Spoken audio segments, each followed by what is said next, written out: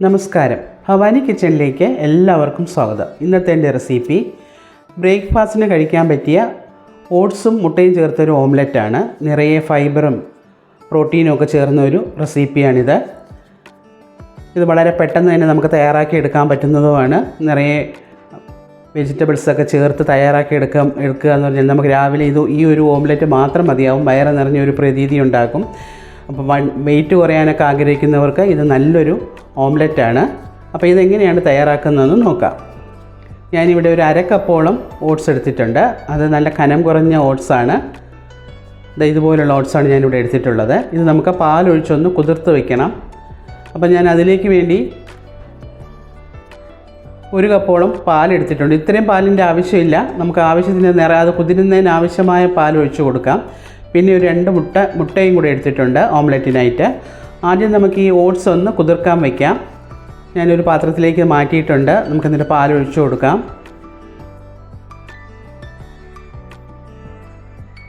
ഇത് കാച്ചി തണുപ്പിച്ച പാലാണ്. ഏത് പാലാണെങ്കിലും കുഴപ്പമൊന്നുമില്ല. ബാക്കി ഇത്രയും പാൽ ഞാൻ മാറ്റി വെച്ചിട്ടുണ്ട്. ഇത് മുങ്ങിക്കിടക്കുന്ന രീതിക്കൊന്ന് പാലൊഴിച്ച് കൊടുത്താൽ മതിയാവും.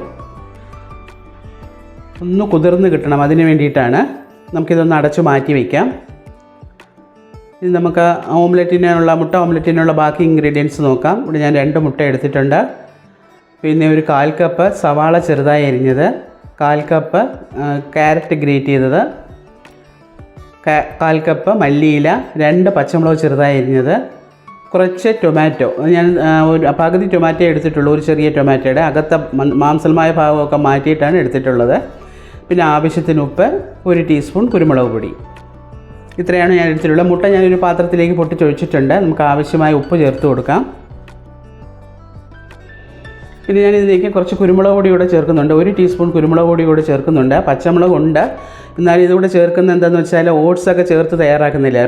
അല്പം എരിവ് വേണമെങ്കിൽ നമുക്കത് കഴിക്കാനൊരു സ്വാദുണ്ടാകത്തുള്ളൂ. അതിലേക്ക് വേണ്ടി നമുക്ക് ആ മുട്ടയും കുരുമുളകും ആദ്യം ഒന്ന് അടിച്ച് വയ്ക്കാം. ഇനി നമുക്ക് ബാക്കി ഇൻഗ്രീഡിയൻസൊക്കെ ചേർത്ത് കൊടുക്കാം. ക്യാരറ്റ് ഒരു 1/4 കപ്പ് ക്യാരറ്റ് എടുത്തിട്ടുണ്ട്. അത് ഞാൻ ഗ്രേറ്റ് ചെയ്തെടുത്തതാണ്. അത് ആദ്യം ചേർത്തൊന്ന് മിക്സ് ചെയ്യാം. പിന്നെ നമുക്ക് ആ ടൊമാറ്റോ ഞാൻ പറഞ്ഞല്ലോ, ഒരു ചെറിയ ടൊമാറ്റോയുടെ ആ മാംസമായ ഭാഗം മാത്രമേ എടുത്തിട്ടുള്ളൂ ഞാൻ. അത് ചേർത്ത് നല്ലവണ്ണം ഒന്ന് മിക്സ് ചെയ്യുക. ഇനി നമുക്ക് പച്ചമുളക്, ഞാനിവിടെ 2 പച്ചമുളക് എടുത്തിട്ടുണ്ട്. അല്പം എരിവുണ്ടാകും. എരിവ് ഇത്രയും വേണ്ടാന്നുള്ളവർക്ക് കുറച്ചുകൊള്ളുക. 1 പച്ചമുളക് എടുത്താലും മതിയാവും. പിന്നെ ഞാൻ മല്ലിയിലയും കൂടെ ചേർത്ത് നല്ലവണ്ണം ഒന്ന് മിക്സ് ചെയ്യുന്നുണ്ട്.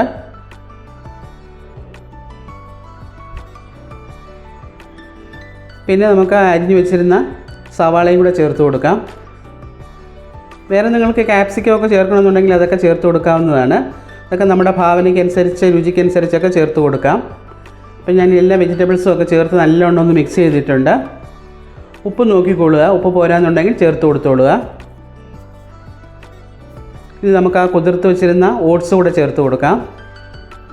നമ്മുടെ ഓട്സ് ഇവിടെ ഒരുവിധം ഒന്ന് കുതിർന്ന് വന്നിട്ടുണ്ട്.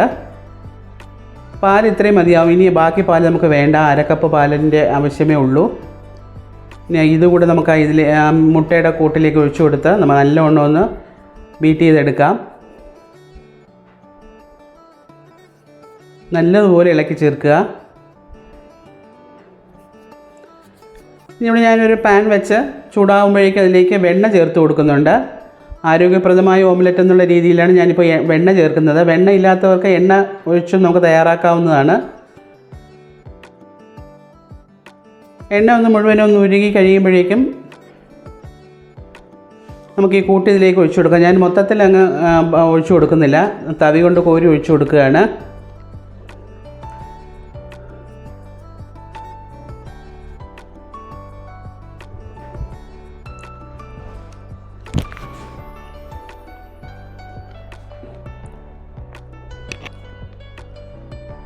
ഇതേപോലെ ഞാൻ മുട്ട മുഴുവൻ തവിയിൽ കോരി ഒഴിച്ചു പരത്തി കൊടുത്തു കഴിഞ്ഞു.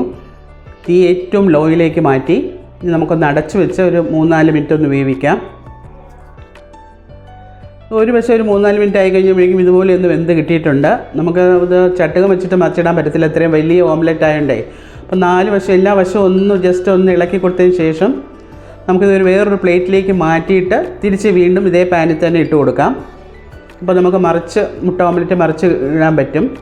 ഇതുപോലെ ഒന്ന് ജസ്റ്റ് ആ സൈഡൊക്കെ ഒന്ന് ഇളക്കി കൊടുത്തതിന് ശേഷം ഞാനിവിടെ ഒരു സ്റ്റീൽ പ്ലേറ്റ് വെച്ചിട്ടുണ്ട്, അതിലേക്കൊന്ന് ഇട്ട് കൊടുക്കുകയാണ്, മറിച്ചിട്ട് കൊടുക്കുകയാണ്.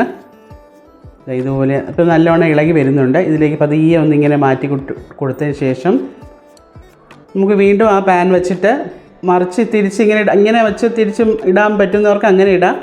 അതിലുണ്ടെങ്കിൽ ആ പ്ലേറ്റിൽ നിന്ന് എടുത്ത് ഈ പാനിലോട്ട് ഇടാവുന്നതാണ്. ഞാൻ പ്ലേറ്റിൽ നിന്ന് എടുത്ത് പാനിലോട്ട് ഇട്ട് കഴിഞ്ഞു. അപ്പം മറുവശം നല്ലവണ്ണം ഒന്ന് വേകുന്നവരെ നമുക്കൊരു 3-4 മിനിറ്റ് വെച്ച് കൊടുക്കാം. ഈ വശം നല്ലവണ്ണം മുരിഞ്ഞ് കിട്ടിയിട്ടുണ്ട്. ഇപ്പോഴും ഞാൻ ഫ്ലെയിം ലോയിലാണ് വെച്ചിട്ടുള്ളത്. ഈ പ്ലേറ്റ് വെച്ച് ഇങ്ങനെ ഇടാൻ അങ്ങനെ ഇട്ട് കൊടുക്കുക. അല്ലാതെ നമ്മൾ ഈ വലിയ വീതിയുള്ള ചട്ടുകമാണെങ്കിലും ചിലപ്പോൾ പൊട്ടിപ്പോയിന്നിരിക്കും. അതുകൊണ്ടാണ് ഞാൻ പ്ലേറ്റിലേക്ക് മാറ്റിയിടാനായിട്ട് പറഞ്ഞത്. ഇതാണ് നമുക്ക് എളുപ്പത്തിൽ ചെയ്യാൻ പറ്റുന്നത്. ഇതാണ്. ഇപ്പോൾ നമ്മുടെ ഓംലെറ്റ് ഇവിടെ റെഡിയായി കഴിഞ്ഞു. മറുഭാഗവും നല്ലപോലെ വെന്ത് കഴിഞ്ഞു. ഞാൻ തീ ഓഫാക്കുകയാണ്. എന്നിട്ട് വീണ്ടും നമുക്കിതൊരു പ്ലേറ്റിലേക്ക് മറിച്ചിട്ട് കൊടുക്കാം. ഞാനിവിടെ പ്ലേറ്റ് വെച്ചിട്ടുണ്ട്, അതിലേക്ക് ഇട്ട് കൊടുക്കുകയാണ്.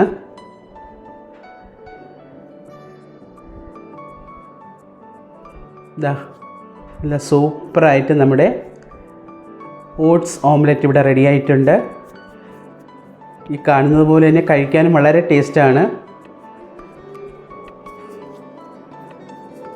ഞാനിത് ഒരു ഡിഷിലേക്ക് മാറ്റി.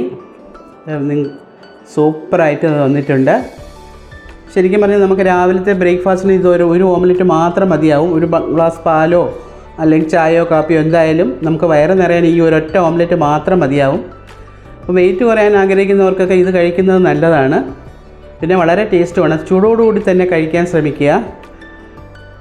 അപ്പോൾ രുചികരമായ നമ്മുടെ ഓട്സും മുട്ടയും ചേർത്തുള്ള ഈ ഓംലെറ്റ് നിങ്ങളും ഇതേ രീതിയിലൊന്ന് തയ്യാറാക്കി നോക്കി. ഇഷ്ടപ്പെടുകയാണെങ്കിൽ ലൈക്ക് ചെയ്യുക. നിങ്ങളുടെ ഫ്രണ്ട്സിനും റിലേറ്റീവ്സിനും ഒന്ന് ഷെയർ ചെയ്യുക. നിങ്ങളുടെ വിലയേറിയ കമൻസും എന്നെ ഒന്ന് അറിയിക്കുക. പിന്നെ ഞാൻ എപ്പോഴും പറയുന്നത് പോലെ എൻ്റെ വീഡിയോസ് ആദ്യമായിട്ട് കാണുന്നവരുണ്ടെങ്കിൽ ഒന്ന് സബ്സ്ക്രൈബ് ചെയ്യാനും മറക്കാതിരിക്കുക. വീണ്ടും നമുക്ക് ഇതുപോലുള്ള ആരോഗ്യപ്രദമായ റെസിപ്പികളുമായി കാണാം.